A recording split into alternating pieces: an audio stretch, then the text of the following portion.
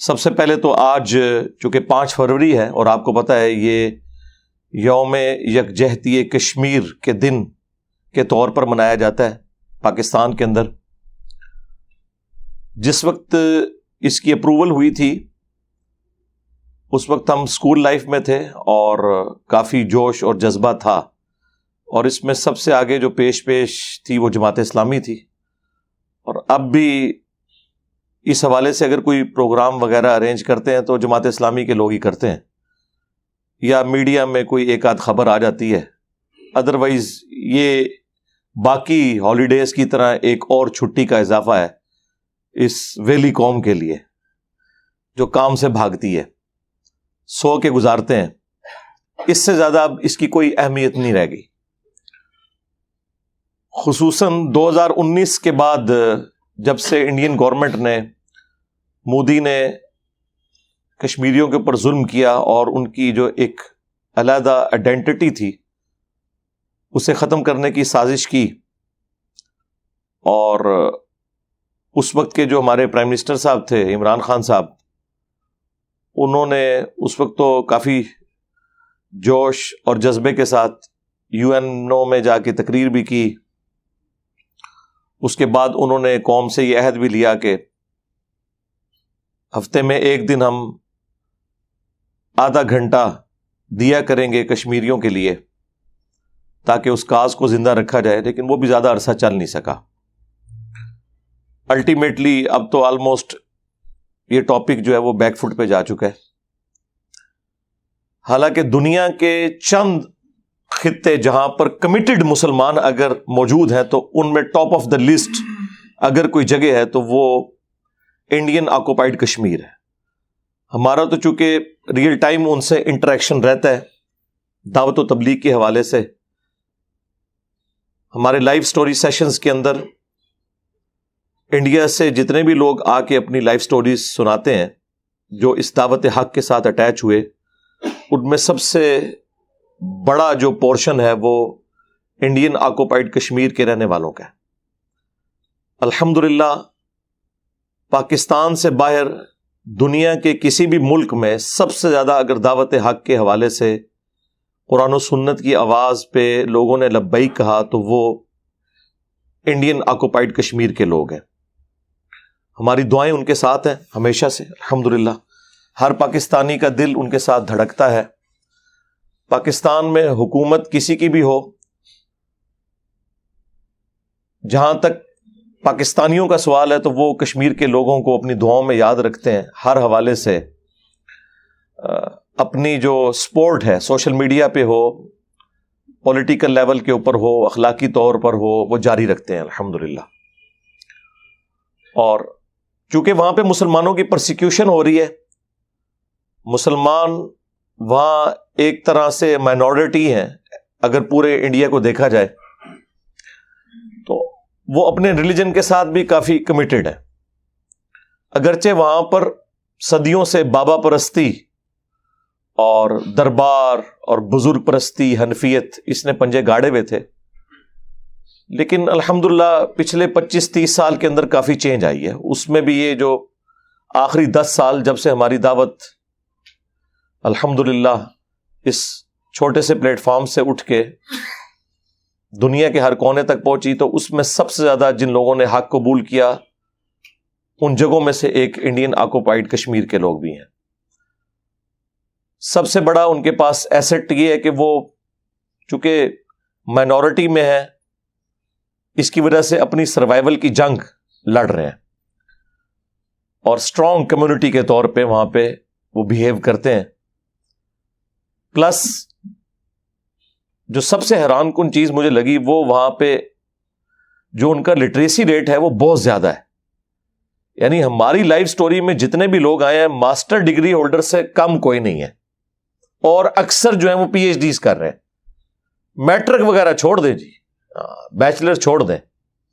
بندہ حیران ہوتا ہے کہ اس لیول پہ وہاں پہ اس حوالے سے ایجوکیشن کا سسٹم سٹرانگ ہے، اور اسی تعلیم کی برکت سے اعلیٰ پوسٹوں پہ بھی مسلمان ماشاء اللہ تعالیٰ پہنچے ہوئے ہیں. لیکن انڈیا کی جو فوج ہے اور خصوصاً جو اس وقت وہاں پہ حکومت ہے، ان کے مظالم جو ہیں وہ آپ لوگوں کے سامنے ہیں، اور اب تو بہت زیادہ سختی اس حوالے سے ہو گئی ہے.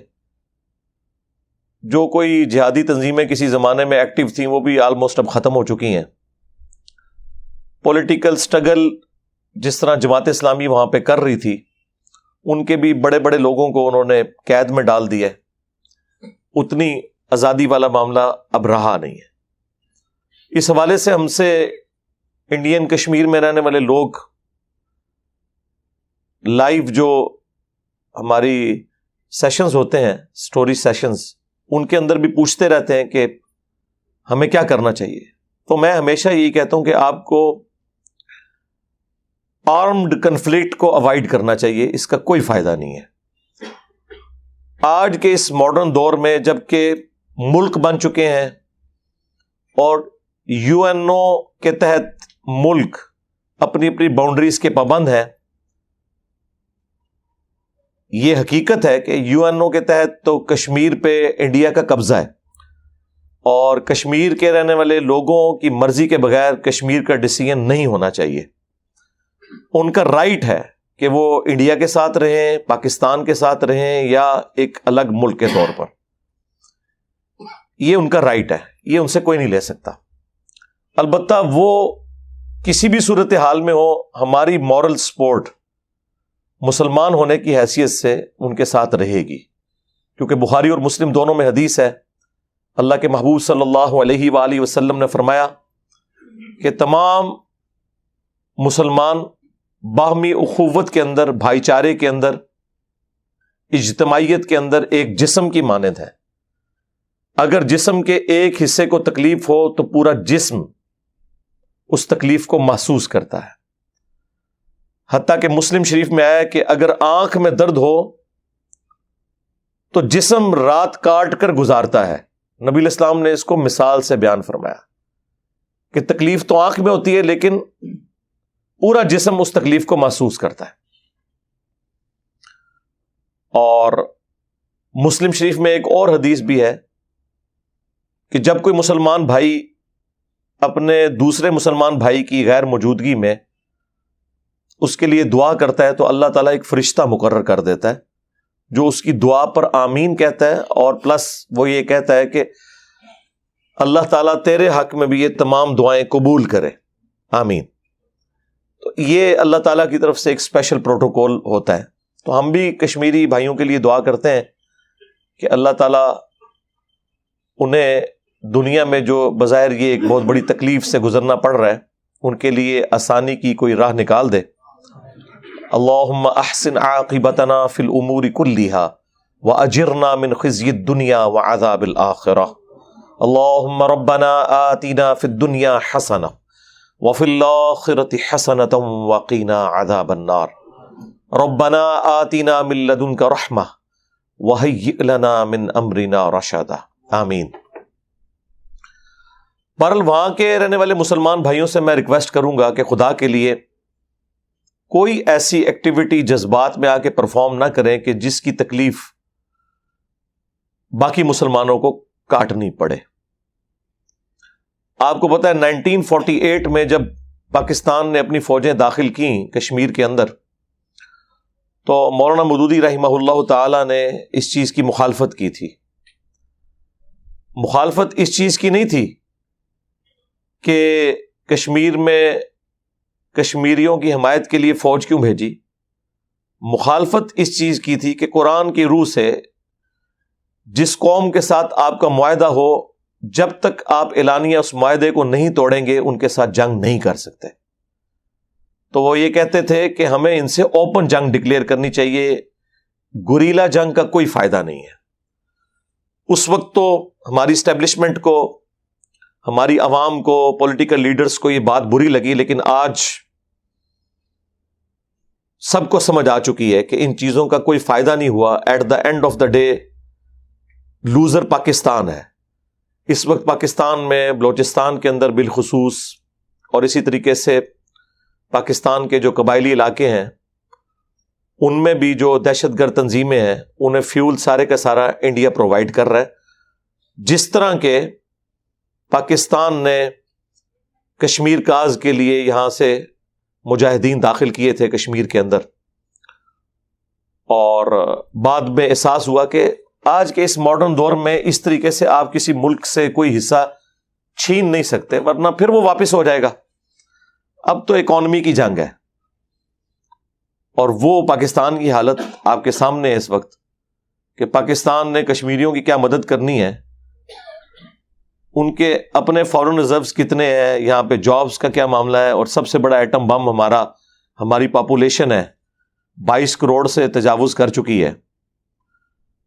اتنی ڈینس قسم کی پاپولیشن دنیا کے کسی ملک میں نہیں ہے۔ ہم کچھ عرصے میں امریکہ کو بھی آبادی میں کراس کرنے والے ہیں، اور ریسورسز آپ کے سامنے ہیں۔ اکانومی دن بدن پیچھے کی طرف جا رہی ہے، تو کشمیریوں سے بھی میں ریکویسٹ کروں گا کوئی ایسا معاملہ نہ کریں جس کی وجہ سے باقی مسلمانوں کے لیے مصیبت کھڑی ہو جو آپ کے ساتھ وہاں رہ رہے ہیں۔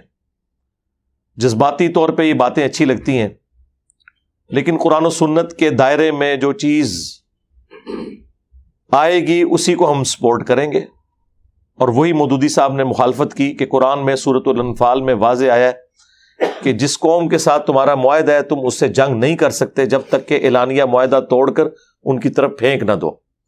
اور اسی کانٹیکسٹ میں ایک حدیث ہے سنن ابی داؤد کے اندر، جامعہ ترمذی کے اندر، کہ حضرت معاویہ رضی اللہ تعالیٰ عنہ کے دور ملوکیت کے اندر مسلمانوں اور رومنز کے درمیان ایک ٹریٹی تھی، ایک معاہدہ تھا۔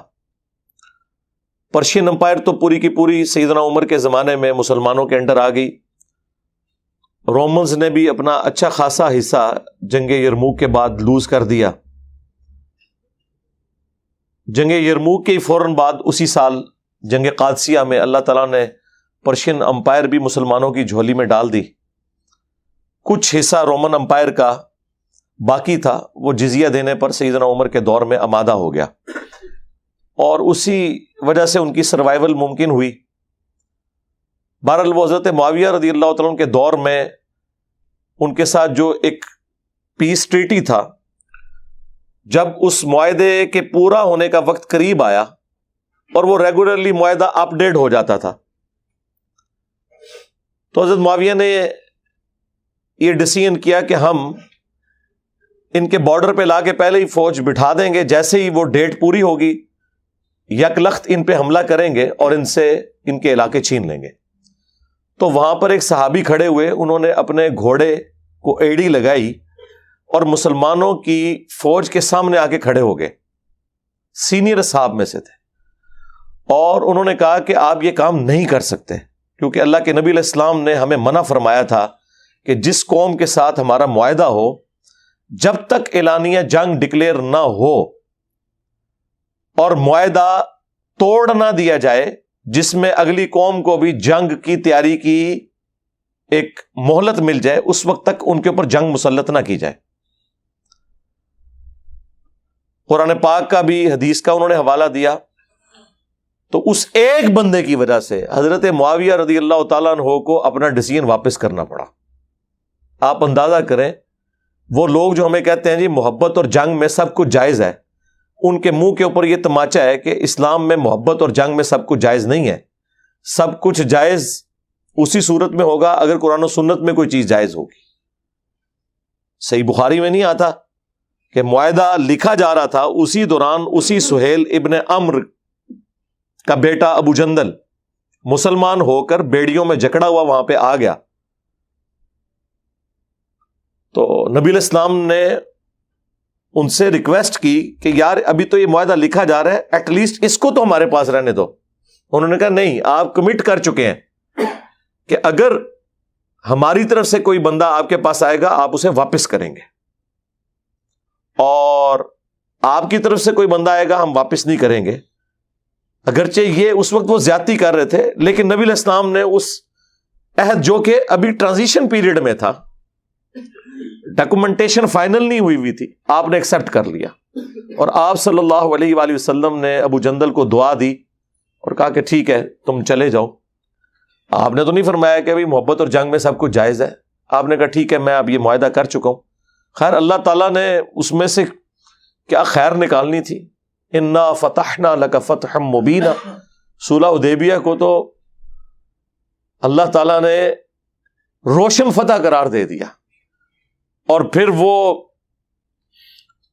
اسلامک ہسٹری کا ہیرو ابو بصیر رضی اللہ تعالیٰ عنہ سامنے آئے. ان پہ آپ میرا تفصیلی کلپ دیکھ لیں.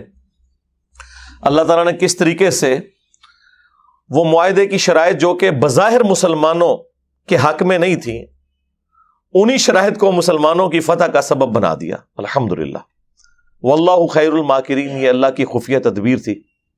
ہم ہر بات کو جی غیر مسلموں کی سازش ہے. یار غیر مسلم نے تو سازش ہی کرنی ہے نا آپ کے خلاف. آپ کی طرف سے انہوں نے حج اور عمرے ادا کرنے ہیں، صدقہ اور خیرات کرنا ہے اللہ کی راہ میں انہوں نے. آپ کیا کر رہے ہیں؟ اور اب آپ دیکھ لیں یہ ایک مصیبت آ کھڑی ہوئی ہے، اور یہاں ہمیں مطلب ایک کہانیاں کروائی جاتی ہے کہ جی وہ جی آج بھی ہو ابراہیم سا ایمان پیدا، آگ کر سکتی ہے اندازے گلستان پیدا. جی جناب بالکل، انشاءاللہ نہ ابراہیم جیسا ایمان ہوگا اور نہ کبھی آگ ٹھنڈی ہوگی. یہ شیرہ تو باہر نکلو اللہ دے بندے ہو، معجزات کا کوئی لینا دینا نہیں ہے. عام کیسز کے اندر وہ انبیاء کے ساتھ خاص ہیں. اس کے بعد بھی اگر کرامت زیادہ سے زیادہ یہ ہو سکتی ہے کہ اللہ تعالیٰ کسی کی دعا قبول کر لے، ادروائز دنیا کو اللہ نے اسباب کے ساتھ جوڑا ہوا ہے میرے بھائی. رومنز اور پرشینز کے خلاف صحابہ اکرام نے باقاعدہ جنگیں کی ہیں یار، ہزاروں مسلمان اس میں شہید ہوئے ہیں، تب جا کے وہ کامیابیاں ملی ہیں. نگاہ مار کے کچھ نہیں ہوا، ہاں خالی دعائیں کرنے سے کچھ بھی نہیں ہوا. وہ تو نبی الاسلام کو اللہ نے ایک مختصر پیریڈ دیا تھا، اس کے اندر دین کا غلبہ کرنا تھا. هو الذی ارسل رسولہ بالہدی ودین الحق لیظہرہ علی الدین کلہ ولو کرہ المشرکون. تو اللہ تعالیٰ نے غیبی مدد فرمائی، ادروائز ایسا نہیں ہوا کرتا. اور جی خالد ابن ولید رضی اللہ تعالیٰ عنہ بڑی تھوڑی سی آرمی کے ساتھ رومنز کے خلاف غالب آ گئے. جی جناب اس لیے غالب آئے کہ خالد ابن ولید کے ہاتھ میں بھی تلوار تھی اور رومنز کے ہاتھ میں بھی تلوار تھی. اگر سامنے رومنز کے ہاتھ میں کلاشن کوف ہو اور یہاں سے 1000 خالد ابن ولید، میں نہیں کہتا یہ کہہ دیں گے گستاخی ہو گئی ہے، 1000 کو بڑے بڑے پہلوان جنگجو اس زمانے کے آ جائیں تو ایک کلاشن کوف سب کو بھوننے کے لیے کافی ہے. تو اس زمانے کی مثالیں دینا غلط ہے. تلوار بامقابلہ تلوار ہوتی تھی، لیکن آج زمین و آسمان کا ڈفرنس ہو چکا ہے. ہمارے پاس تو لیٹسٹ اسلحہ بھی نہیں لڑنے کے لیے اس لیول کا. اور جب یہ باتیں کرے کہتے ہیں یہ بزدل کر رہے ہیں لوگوں کو. یار بزدل نہیں کر رہے، آپ کو گراؤنڈ ریئلٹیز بتا رہے ہیں، آپ مثالیں ہی غلط دے رہے ہو. آپ نے صدیوں سے مسلمانوں سے جھوٹ بولا ہے کہ جی مسلمان تھوڑے تھے تو کافروں پر غالب آ گئے. وہ اس لیے آئے کہ جب خالد ابن ولید یہاں سے تلوار لے کے نکلے نا تو رومن جنرل نے بھی تلوار ہی اٹھائی ہوئی تھی. اگر اس کے ہاتھ میں کلاشن کوف یا لیزر گائیڈڈ کوئی گن ہوتی تو حضرت خالد ابن ولید تو اپنی فوج سے باہر بھی نہیں نکل سکتے تھے. 2 کلومیٹر دور سے اس نے شہادت تک پہنچا دینا تھا، جو آج ہو رہا ہے. کے پی میں آپ دیکھ لیں، لیٹسٹ اسلحہ 2 کلومیٹر سے وہ تھرمل سینس کر کے وہ اکوپمنٹ لاک کرتا ہے کہ یہ بندے 2 کلومیٹر دور سے اور ایگزیکٹ ہٹ کرتے ہیں. اور ہماری پولیس کے پاس جس قسم کا ویپن ہے وہ تو 200 فٹ سے بھی نہ کام کرے. اندازہ کرے. اور جی تھوڑے تھے ہم غالب آئے خدا کے لیے. پھر سب سے بڑا ڈفرنس جو آ گیا وہ ایئر فورس کے اندر ہے. امریکن فوج کو 20 سال لگنے تھے یہاں افغانستان میں، 1-2 سال کی گیم تھی، بھاگ جانا تھا انہوں نے. اس لیے نہیں کہ وہ بسم اللہ پڑھ کے بم پھینکتے تھے جناب. طالبان نے اگر کامیابی حاصل کی ہے تو تلواروں کے ذریعے نہیں کی ہے. ان کے پاس بھی لیٹسٹ اسلحہ تھا رشیا کا دیا ہوا. رشیا اپنا بدلہ اتار رہا تھا. جی ہاں، کسی بزرگ کی دعا سے نہیں وہ جیتے.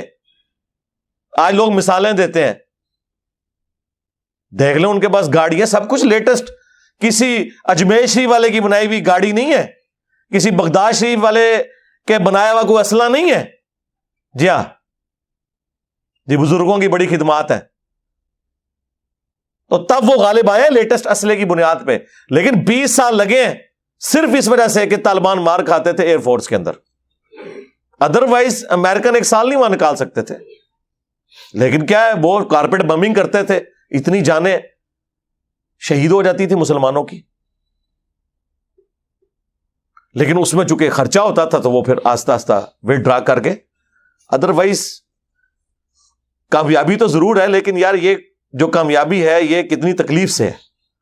لاکھوں مسلمان شہید ہوئے، مینٹل ماڈلز بدل گئے لوگوں کے، وہاں کی نسلوں کا سوچنے کا زاویہ بدل گیا. آپ سوچ سکتے ہیں، اللہ نہ کرے کہ اس تکلیف سے اور کسی مسلمان ملک کو گزرنا پڑے.